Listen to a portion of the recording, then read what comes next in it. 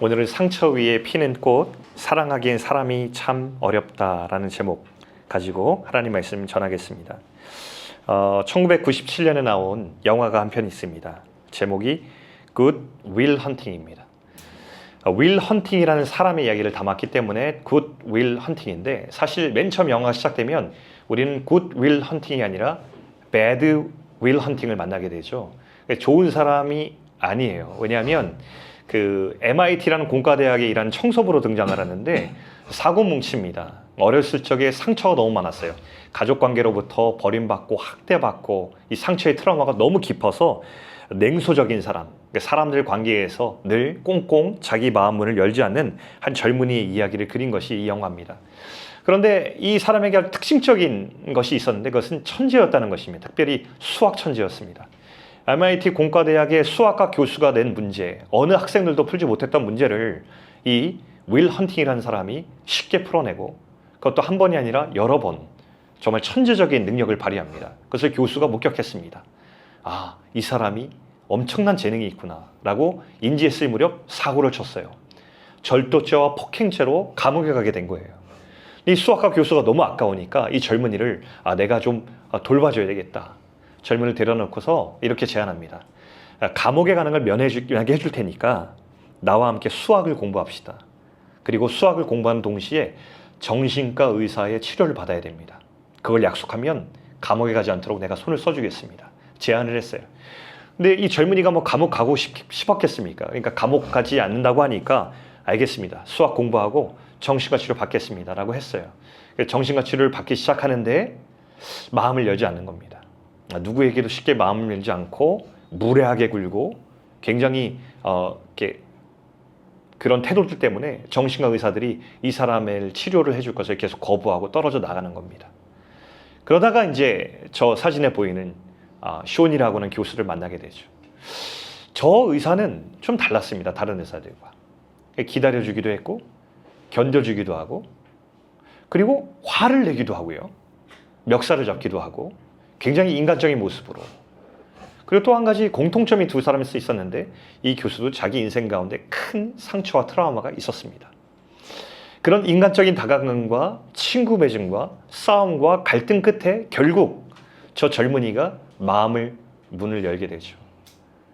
그리고 교수의 결정적인 한마디가 저 젊은이의 인생을 치유하고 변화시켜서 완전히 다른 삶으로 회복되는 것을 이야기합니다. 그래서 결국 영화 제목처럼 Good Will Hunting이 되죠. 이 영화를 보면서 저는 두 가지 관점에 대해서 좀 여러분에게 소개하고 싶습니다. 첫 번째, 사람은 늘 관계 속에서 상처받는다. 불변의 진리 아니겠습니까? 우리가 언제 상처받습니까? 뭐 TV에게 상처받습니까? 뭐 길 가다 전봇대에다 상처받습니까? 늘 상처받는 루트는 한 가지입니다. 사람에게 상처받습니다. 사랑하고 싶은데 상처를 받습니다. 그리고 이 상처는 생각보다 우리 인생을 끈질기게 괴롭히고 우리에게 트라우마를 안겨주죠. 사람이 왜 고통스럽습니까? 관계에서 실패했기 때문에 그렇죠.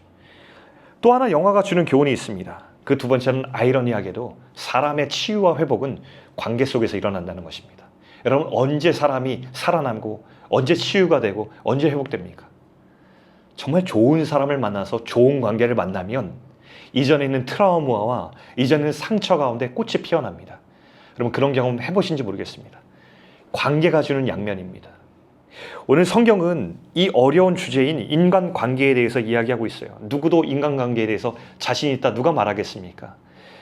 정말 평생을 배워야 될 이 관계의 문제 속에서 성경은 우리에게 오늘 권면하면서 어떤 방향으로 어떤 태도로 이 관계를 맺어야 될지에 대해서 얘기하고 있는 것이죠. 여러분, 가정에 들어가도 관계예요. 부부간의 관계 어렵고요. 자녀의 관계 쉽지 않습니다. 직장에 나가면 직장에 있는 동료들과 관계 맺어야 되는데, 여러분, 직장과의 동료와의 관계가 쉽다고 얘기하는 거 전 잘 못 들어봤습니다. 제가 숱하게 들었던 것은 늘 직장 간의 동료들 가운데 생겨나는 스트레스와 갈등, 이것이 늘 이렇게 삶의 어려움이었습니다. 뿐만 아닙니다. 나가면 다 관계예요. 지나가는 인연, 또 오래된 친구들, 사회 속과 관계되는 모든 관계 속에서 우리는 쉽지 않은 어려움들을 우리는 직면하게 되죠. 특별히 오늘 본문 3장은 그 관계에 대해서 얘기하고 있습니다. 사실 오늘 보면서 본문 읽으면서 이렇게 생각하셨을 거예요. 아, 오늘 아내와 남편 부부 이야기구나 라고 생각하실지 모르겠어요. 근데 사실 이것은 부부 이야기를 가장한 관계 이야기입니다. 그 옛날 로마 시대 때 맺어진 관계가 오늘날 부부 관계로 얼마나 우리가 적실한 관계를 맺겠어요. 근데 성경은 오늘 그 당시에 있었던 부부간의 관계를 통하여서 오늘 보편적인 인간관계에 대해서 우리에게 이야기하고 있는데, 왜 그러냐면 복음이라고 하는 것은 우리가 십자가에서 돌아가신 사랑의 이야기를 들었고 부활해 주는 소망의 이야기를 들었는데, 그것은 앞으로 우리가 저 먼 미래 일어날 일이 아니라 바로 오늘 우리가 살아가는 일상 가운데로 흘러들어오는 힘이기 때문에 그렇습니다. 십자가를 믿고 부활을 믿는 사람은 오늘의 일상이 달라지는데, 특별히 무엇이 달라지느냐, 베드로전서 3장에 의하면 오늘 일상 가운데 우리가 맺는 관계가 변화된다는 것을 이야기하고 있고, 그 관계를 어떻게 맺어야 될지에 대한 큰 그림에 대해서 맥락을 우리에게 이야기하고 있는 것이죠. 오늘 그것들을 이야기하는 것을 세 가지로 나누어서 좀 보도록 하겠습니다. 먼저 첫 번째 단락은 1절, 2절을 보겠습니다. 우리 1절, 2절을 다시 한번 읽어보겠습니다. 제가 한번 읽어드리죠. 이와 마찬가지로 아내 여러분, 자기 남편의 지위를 인정하십시오. 그렇게 하면 몇몇 남편들이 말씀을 들으려 하지 않는 경우에도 아내들이 자기들의 행실을 통해서 말이 없이도 그 남편들을 얻을 수 있게 될 것입니다. 두려움 가운데 순수하게 살아가는 여러분의 행실을 그들이 자세히 들여다보게 될 때 그렇게 될 것입니다. 여기 보면 이런 표현 나오잖아요. 요약하면 이런 거예요. 아내들이요, 당신들의 행실을 통하여서, 말하지 마십시오. 말하지 않아도 당신의 행실을 통하여서 남편들은 그리스도를 보게 될 것입니다. 뭐 이런 겁니다.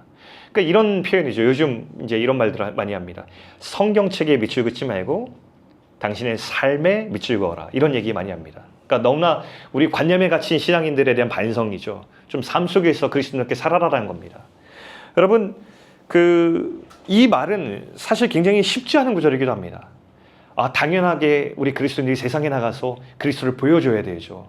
그리스도를 보여준 창문으로 살아야 되죠. 라는 것이 당연한 말이기도 하지만 이 말이 참 쉽지 않죠. 특별히 이 말을 들었던 원래 1차 독자였던 이 로마 시대의 아내들에게는 굉장히 어려운 말이었습니다. 왜냐하면 당시 로마 시대에 믿지 않는 남편과 결혼한 그리스도인 아내는 너무나 어려운 위치 가운데 있었습니다. 왜냐하면 남편의 그 위치가 가정 내에서 우월하게 되어 있었기 때문에 그래요. 여성의 신분이 남편에게 종속되어 있는 것이 로마 문화였고, 종교에 자유줄 수 없었던 당대 문화에서 아내가 예수를 홀로 믿는다는 것은 대단히 어려운 처우를 받고 있는다는 것이었습니다. 그런데 성경은 그런 상황에서도 여성에게 이렇게 얘기하는 거죠. 아내들이요, 남편의 지위를 존중해주고 자신의 행실을 통해서 그리스도의 창민이 되십시오 라고 권면하고 있는 것입니다. 이런 것이죠. 당신이 어려운 건 알겠습니다. 하지만 그리스도를 따르는 당신, 말로 설득할 수 없고 당신의 당장의 처지를 바꿀 수 없지만 그저 당신이 있는 곳에서 그리스도를 닮아가고 알아가고 사랑하십시오. 그러면 어느덧 하나님께서 일하실 것입니다 라고 하는 이런 메시지를 전하고 있습니다. 그런데 여기서 우리가 잘 생각해야 될 한 가지가 있습니다. 그리스도를 보여주는 창문이 되라는 것은 우리에게 없는 것을 보여주라는 말이 아닌 것이죠. 적지 않은 경우에 그리스도인들이 기쁨을 잃어버리는 경우가 많이 있습니다. 왜 그런지 아십니까? 우리에겐 없는 것인데 이상적인 신앙인을 연기하게 될 때 우리 가운데 기쁨이 없어집니다. 내가 아니에요. 나한테 아직 없는 것이에요. 그런데 그렇게 해야 될 것 같으니까 이상적인 신앙인을 우리가 연기하기 시작하면 그때부터 가면을 쓰게 되고, 가면을 쓰게 되면 신앙생활하는 것이 그렇게 어렵고 그렇게 재미없고 그렇게 지치는 것이 없다는 것입니다. 근데 우리가 때론 이런 가면을 자주 쓰게 되죠. 쉽게 지치고 늘 죄책감이라는 것을 느껴져서 이렇게 살면 안 되는데, 이렇게 살면 안 되는데, 근데 내 모습은 자꾸 연기하게 되는 것입니다. 복음은 자유를 우리에게 선물했는데 우리는 자유를 걷어차고 스스로를 속박하고 하게 되는 얘기를 한다는 것입니다. 성경은 우리에게 이상적 신앙인을 연기하라고 말씀하신 적이 없습니다. 대신 3절 4절처럼 얘기하죠. 3절 4절 보겠습니다. 여러분의 치장은 머리 닦기나 금붙이다기나 옷을 차려입는 따위의 거치장이어서는 안 됩니다. 오히려 마음속에 숨겨진 사람을 치장하십시오. 썩지 않는 것, 곧 온유하고 조용한 영으로 치장해야 합니다. 그것이 하나님 앞에서 매우 값진 것입니다. 이렇게 얘기합니다. 하나님께서 정말 중요하게 생각하시고 값지게 생각하시는 것은 우리가 신앙을 연기하는 것이 아니라 정말로 우리 안에 있는 속에 있는 진짜 내면을 가꾸어 가는 것입니다. 어떻게 해요? 정직하고 진실하게. 그러니까 우리가 안에선 준비되지 않고 내면을 내가 누군지도 모르고 내가 무엇을 원하는 것인지, 내 욕구가 무엇인지, 내가 정말 바라는 것이 무엇인지, 나는 어떻게 생겨먹은 사람인지에 대한 어떤 통찰이 없이, 바라봄이 없이 자꾸만 신앙적으로 해야 될 것을 쫓아가고 연기하다 보니까 내 내면이 망가지게 되는 것입니다. 근데 성경은 역으로 얘기합니다. 내 속에 있는 마음속에 숨겨진 사람이 내면을 하나님 앞에서 가꾸어 나가는 겁니다. 천천히, 인격적으로, 진실하고 정직하게. 여러분, 신앙생활은 자신을 없애는 게 아니에요. 많은 사람들이 신앙생활 하다면 이렇게 얘기합니다. 나를 없애는 것, 내 생각, 내 동기, 내 바램, 내 욕구, 이런 것들을 하나님 앞에서 내려놓고 없애야지 신앙적이라는 생각을 하게 됩니다. 근데 이게 맞을까요? 오늘 이 3절 4절에는 우리에게 그렇게 얘기하지 않고 우리 마음속에 있는 숨겨진 사람, 숨겨진 사람이 뭐예요? 우리 마음에 숨겨져 있는 모든 것들을 그대로 드러내는 겁니다. 내가 뭘 바라는 건지, 내가 어떤 욕구에 강력한 유혹을 받는 것인지, 내가 어떤 유혹에 약한 것인지, 모든 것을 하나님 앞에 드러냈고 하나님 앞에서 정직하게 하나님, 제가 이런 사람입니다 라고 얘기하고 가꾸어 나가는 것입니다. 그것이 바로 오늘 진실하고 인격적으로 내 내면을 가꾸어 나가는 것입니다. 여러분, 하나님을 아는 만큼 내가 사라지는 것이 아니라 하나님을 아는 만큼 나를 새롭게 발견하게 되는 거고, 내가 나를 발견한 만큼 우리는 하나님을 사랑하고 인격적으로 관계 맺을 수 있습니다. 내가 사라져버리고 내 생각과 내 모든 것들이 없어지고 자꾸만 내려놓아지고 하나님이 내 모든 것의 100%가 되어야 된다는 말은 되게 신앙적인 말인 것 같지만 사실은 신앙적인 것이 아닙니다.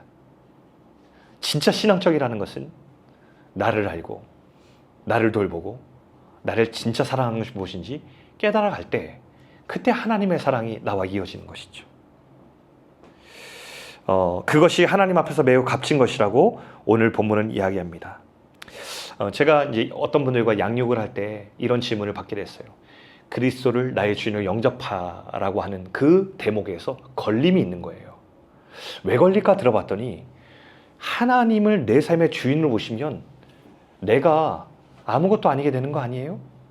내가 없어지고 사라지는 거 아니에요? 라는 질문을 하더라고요. 제가 여기에서 여기에서 오해가 있구나라는 생각을 했어요. 성경은 하나님을 내 삶의 주인으로 모시는 것을 내가 사라지고 주님이 100% 되는 것이 아니라 나의 참 주인이신 주님을 내가 만남으로 내가 온전히 내가 되는 것이라고 설명하고 싶습니다. 성경은 우리를 지으셨어요. 우리가 아니게 되길 원하면 하나님께서 우리를 왜 창조하시고 왜 우리를 소중한 작품으로 만드시고 당신의 형상을 만든 존재로 사랑하셨겠어요. 내가 참다운 내가 되고 하나님이 꿈꾸셨던 정말 독보적인 개성을 가진 내가 될 때에 그것이 하나님께서 기뻐하시는 것이 되는 것이죠. 교회는 때로 실수하는 것이 너무나 다른 개성을 가지고 있는 우리를 획일적으로 하나의 모습으로 만들려고 하는 경우가 있습니다. 똑같은 모습으로 신앙생활을 해야 되고 똑같은 헌신을 해야 되고 똑같은 영성을 가져야 되고, 여러분 이건 불가능한 일이에요.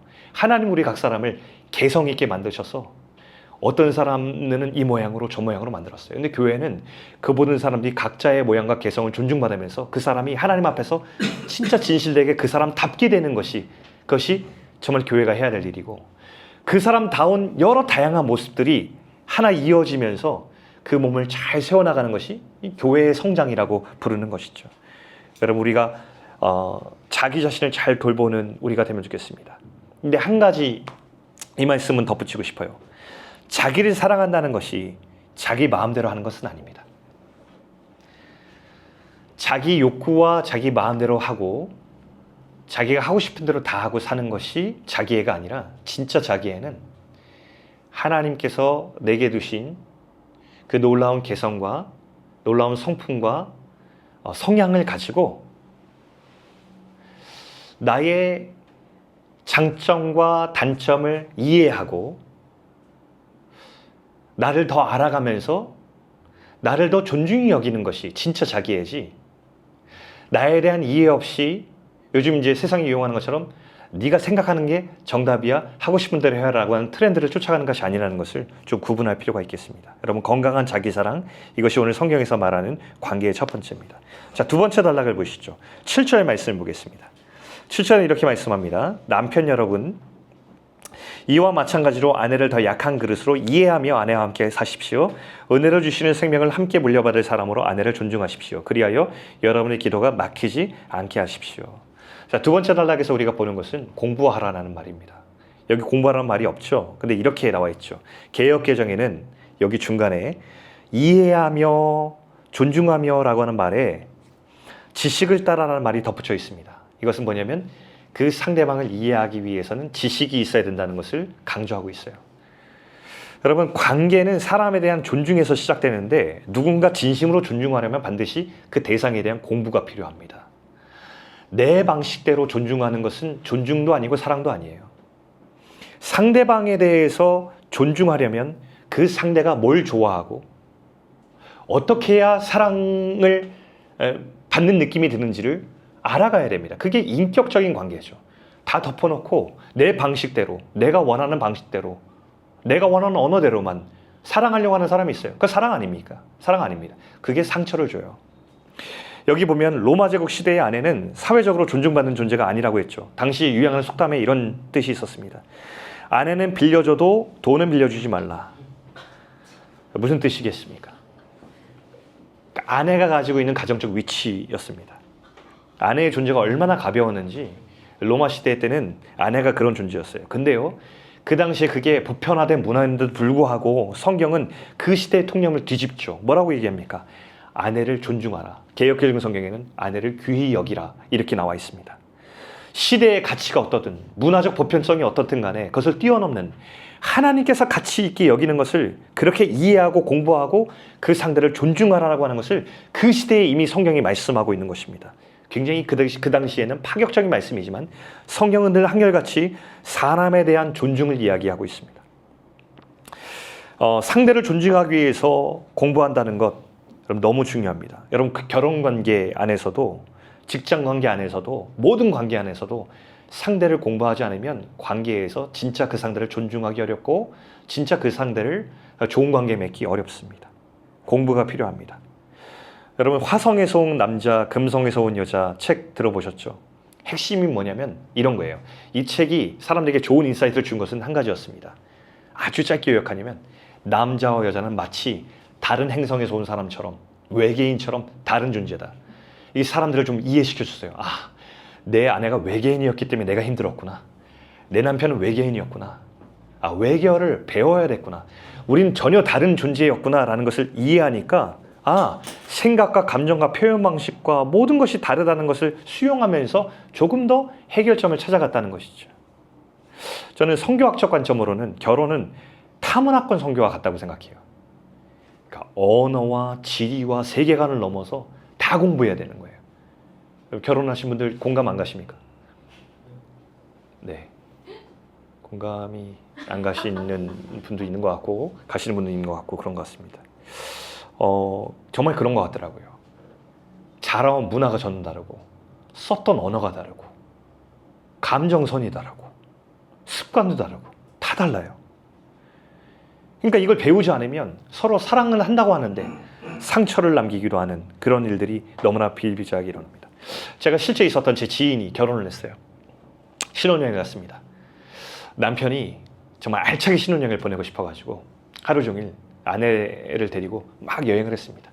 하루 종일 아침에 나가서 쭉 돌고 나서 숙소로 딱 들어오면서 이 한마디를 했습니다. 와, 진짜 알찬 하루였다. 오늘 정말 좋은 하루였다. 그랬어요. 그때 아내가 울음을 터뜨렸습니다. 실화예요. 왜 그랬을까요? 그 남자는요, 천성이 부지런한 남자예요. 시간을 아껴서 초단위로 어딜 다녀야만 되는 사람인데, 근데 이 부인은 그러지 않았. 이 아내라는 사람은 선이 아주 섬세하고 여유가 있어야 되고 내향적인 사람이에요. 그리고 여유가 좀 있어야 돼요. 그 하루가 고문과도 같은 시간이었던 거예요. 근데 남편이 딱 들어왔는데 뭐라 그래요? 오늘 하루 참 좋은 하루였대요. 기가 막힌 거죠. 여러 의미가 담긴 울음을 터뜨렸다는 이야기를 제가 들었습니다. 여러분, 그래서 공부해야 되는 거예요. 그렇죠? 알아가고 공부하고 상대를 알아야지만 함께 알차고 좋은 하루를 보낼 수 있는 것이겠죠. 여러분, 부부관계뿐 아니라 모든 관계에 적용돼요. 심지어 제가 이런 얘기를 들었어요. 한국에 있을 때 한 현지 사역자분이 교회 초청을 받아서 오셨을 때였어요. 근데 그분은 제가 되게 이제 친구였기도 하고 존경하는 사역자예요. 현지 사역자인데 얼마나 열정 있고 진심 있는 사람인지 몰라요. 그래서 제가 단기 선교 갈 때마다 같이 기밀이 협력했던 좋은 친구였는데 이 친구랑 나와서 이런저런 얘기를 나누는데 처음으로 저에게 들려준 이야기가 있었어요. 한국 교회에서 선교를 보면 두 부류의 교회가 있대요. 첫 번째 교회는 현지인을 돕겠다고 와서는 자기들 방식대로 다 스케줄 짜고요. 자기들 방식대로 내가 보여주고 싶은 것 달리방적으로 보여주는 사역하고요. 사진은 냈다 막 찍고서 그 다음에 훅 돌아가는 교회가 있대요. 또 한 교회는 이런 교회가 있대요. 현지인들의 필요와 상황이 뭔지 잘 듣고 조심스럽게 리더들과 상의해서 그 일을 추진하는 교회가 있대요. 자기가 많은 교회를 봤는데 이런 두 부류의 교회가 있다고 생각하는 거예요. 그러면 선교도 사랑인데 주님의 사랑을 전하는 것인데 여기에서 차이가 나는 거예요. 존중, 공부가 있어야 되고 알아가야 되고 상대가 뭘 필요하고 뭘 좋아하는지 어떻게 사랑받는 느낌이 드는지 알아야 존중이 가능하다는 것이죠. 그게 오늘 바로 이 베드로전서 말씀 가운데 들어 있습니다. 자, 마지막 말씀 보겠습니다. 8절에서 9절 말씀도 읽어볼게요. 8절 9절 있습니다. 마지막으로 말하노니 너희가 다 마음을 같이하여 동정하며 형제를 사랑하며 불쌍히 여기며 겸손하며 악을 악으로 욕을 욕으로 갚지 말고 도리어 복을 빌라. 이를 위하여 너희가 부르심을 받았으니 이는 복을 이어받게 하려 하심이라. 여기서 이제 불쌍히 여기며 라는 말이 나옵니다. 그리고 욕을 욕으로 갚지 말고 도리어 복을 빌라. 사실 이 상황을 보면은 내가 욕을 먹고 악한 일을 당했을 상황에 대한 것을 그리고 있거든요. 근데 불쌍히 여기면서 복수하지 말라고 하는 이야기를 하고 있습니다. 불쌍히 여기며라는 단어를 보는데 예수님이 떠올랐어요. 왜냐하면 예수님께서 복음서에 다니실 때 가장 많이 드셨던 감정 중에 하나가 불쌍히 여기며였어요. 예를 들어서 우리는 이런 사람 있잖아요. 되게 나쁜 놈인데 부자가 됐어요. 그럼 어떻죠? 안 놀아요. 그 사람하고 상종하고 싶지 않아요. 이 나쁜 놈, 너랑은 내가 인생 가운데 너는 이제 같이 안 놉니다. 보기만 해도 치가 떨립니다. 근데 예수님이 어떻게 하셨냐면 잘 보니까 그 당시에 나쁜 데서 이렇게 부자가 된 사람의 가장 상징의 인물이 삭개오인데 삭개오를 찾아가서 사람들이 엄청 불편하지 않았습니까? 저는 예수님이 이 당시에 오신다면 저는 재벌들 만나러 다니셨을 거라 생각하고 나쁜 짓 하면서 돈 번 사람들 가서 만나셨을 거라 생각이 들고요. 친일파 있잖아요. 얘기만 들어도 진짜 우리 막 부글부글 끓어오는 그런 사람 있잖아요. 만나셨을 거라 생각해요. 왜냐면 예수님의 눈에는 우리는 그 사람들에 대해서 우리마다 더 나쁘게 살았는데 막 어떻게 저렇게 부유하게 살 수 있어 그러지만 예수님의 관점으로는 되게 불쌍한 사람이었던 거예요. 그러니까 예수님께서 모든 사람 보시면서 이렇게 불쌍한 감정을 가지셨다는 것입니다. 죄를 짓다 현장에서 걸린 사람에게도 나쁜 평판을 가진 왕따에게도 다 찾아가셨어요. 예수님은. 왜냐하면 예수님께서는 불쌍한 마음을 가지셨기 때문이에요. 그러니까 그들을 위해서 십자가에서 죽으시기까지 끝까지 순종하신 것이겠죠. 그 예수님께서 십자가에 달려 돌아가실 때 과정도 보면요, 진짜 피가 끓습니다. 복음서 읽다 보면은 진짜 미칠 것 같은 때가 있어요. 왜냐하면 하나님의 아들이신데 그토록 사람들을 사랑해 주시고 그들을 아껴 주셨는데 마지막에 십자가를 들고 가실 때 그들에게 와가지고 막 조롱하잖아요. 막 왕관 씌워준다고 하면서 왕이 씌워 이러면서 막 가시관 막 여기 쓰여가지고 여기 피나게 하고요. 왕이 입는 자색 옷 입혀가지고 왕인처럼 왕이시여 이 옷을 입시오 망토 둘러놓고선 그 다음에 채찍질 하잖아요. 막. 십자가 지고 올라가는데 거기다가 사람들이 와서 뭐 합니까? 침 뱉죠. 뺨 때리죠. 욕하죠. 저 같은 사람의 성정은 십자가 메고 올라가려다가 뺨 한 대 맞는 순간에 그 사람 멱살 잡고 다시 이제 뺨으로 복수하는 이런 스토리인데 예수님께서 이걸 참으시고 십자가에 끝까지 순종하시면서 침묵하셨다는 것이죠. 왜냐하면 예수님께서 진짜 사랑하셨기 때문입니다. 사실 십자가의 사랑은 생각하면 생각할수록 우리의 이성적으로 잘 이해가 되지 않아요. 그 깊이를 헤아릴 수가 없어요. 근데 그 사랑이 우리한테 왔대요. 우리는 이 얘기를 들을 때 우리의 본성이 반대라는 것을 알아요. 욕을 들으면 우리 어떻게 해줘야죠? 2배로 해줘야 되고요. 누가 악한 일을 우리에게 해주잖아요. 그럼 복수를 꿈꿉니다. 사람들에게 가장 열광적이고 또 인기 있는 서사가 뭡니까? 드라마 서사 중에서 가장 인기 있는 게 복수극입니다. 이런 말해서 그렇지만 전 목사지만 복수극 굉장히 짜릿해하고 시원합니다. 진짜 사이다입니다. 그렇죠? 정말 시원하고 좋고요. 복수극은 사람을 끌어당기는 힘이 있어요. 그런데 성경을 보면 그게 아니라고 해요. 욕을 욕으로 갚지 말고 오늘 복을 빌라고 얘기합니다. 왜 그런가 했더니 오늘 성경에 보면 아주 중요한 표현이 있는데 이와 같이라고 얘기하거든요. 너희가 다 마음을 같이하여 이와 같이라는 말이 개역개정에 나오는데 베드로전서 2장 22절 24절 보면 이렇게 나와요. 예수님께서 하신 일을 갑자기 우리에게 들려줍니다. 그는 죄를 범하지 아니하시고 그 입에 거짓도 없으시며 욕을 당하시되 맞대어 욕하지 아니하시고 고난을 당하시되 위협하지 아니하시고 오직 공의로 심판하시는 이에게 부탁하시며 친히 나무에 달려 그 몸으로 우리 죄를 담당하셨으니 예수님께서 욕을 당하시지만 맞대어 욕하지 않으셨다. 고난을 당하셨지만 그들을 위협하지 않으셨다. 그저 나무에 달려 우리 죄를 담당하셨다라는 사랑의 이야기가 여기 그대로 적혀 있습니다. 그런데 여기서 특징적인 것이 있습니다. 오직 공의로 심판하시는 이에게 부탁하시며라는 이야기가 나오거든요. 자, 여러분 한번 보실까요? 저는 복음이 이야기하는 2가지가 있다고 생각합니다. 특별히 사람들과의 관계에서 상처받고 고통당하는 사람들이 잊지 말아야 할 2가지가 큰 게 있는데요. 첫 번째, 예수님께서 나를 위해서 무엇을 하셨는가? 우리가 이해할 수 없는 사랑을 주셨다.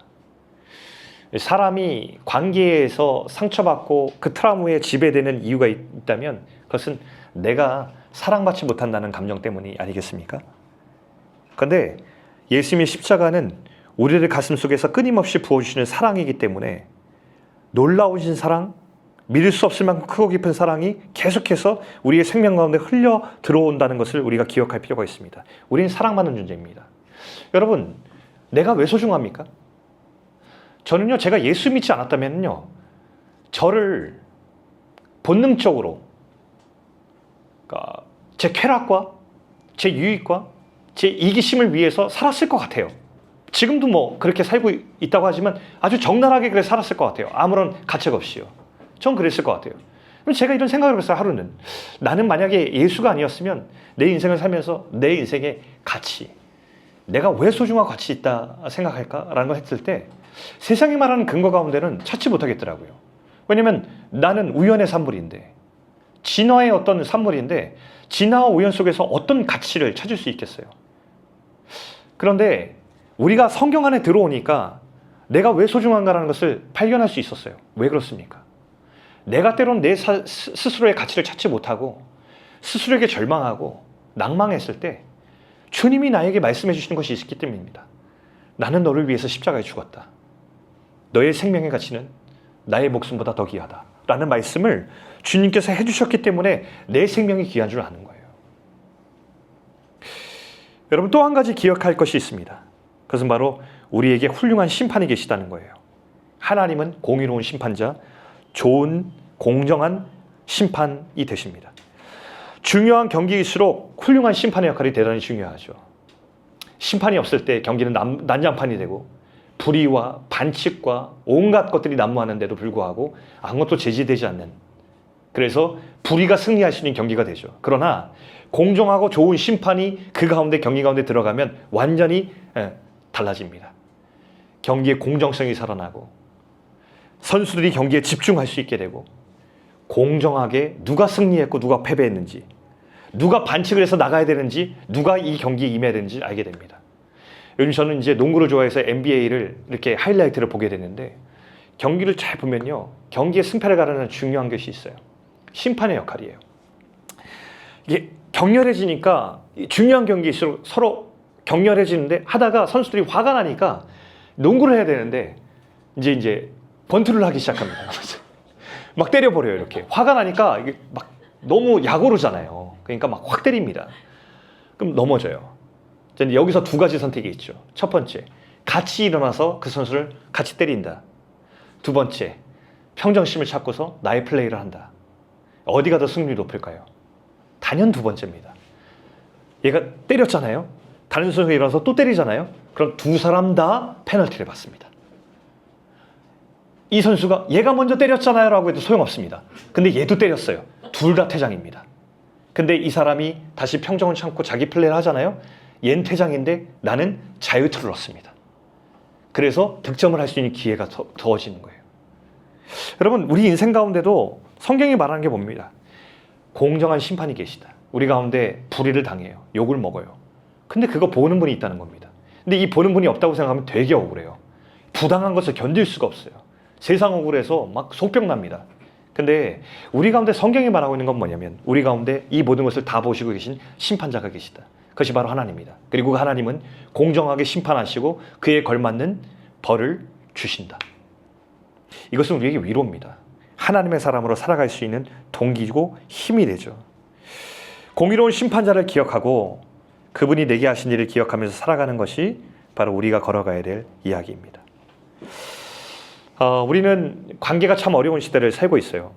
관계로 인해서 상처받고 마음을 꽁꽁 닫는 사람들이 막 늘어나고 있거든요. 교회 안도 다르지 않습니다.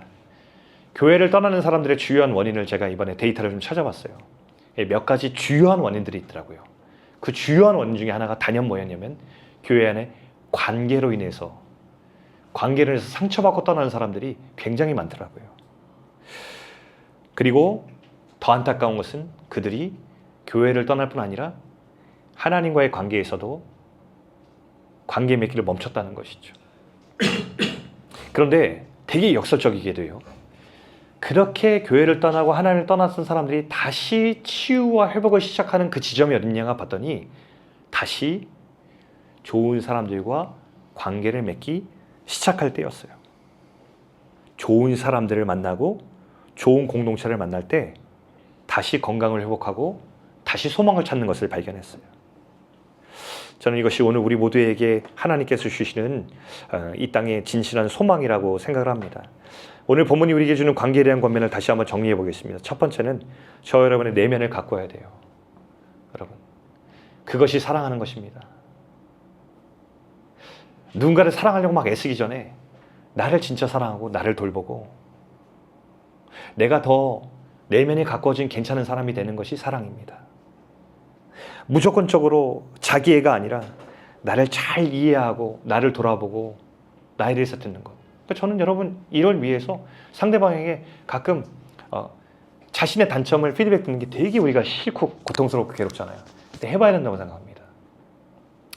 심리검사 할 기회가 있으면 심리검사 받아보고 책을 통해서 공부하고 내가 과연 어떤 사람인지 내가 가지고 있는 단점들은 무엇인지 내가 사람들을 이롭게 하는 어떤 장점이 무엇인지 내가 사람들을 불편케 하는 단점 무엇인지 그것을 잘 공부하고 나를 공부하고 알아가는 것은 진짜 자기 사랑인 거예요. 이게 내가 하고 싶은 대로 하는 게 사랑이 아니고요.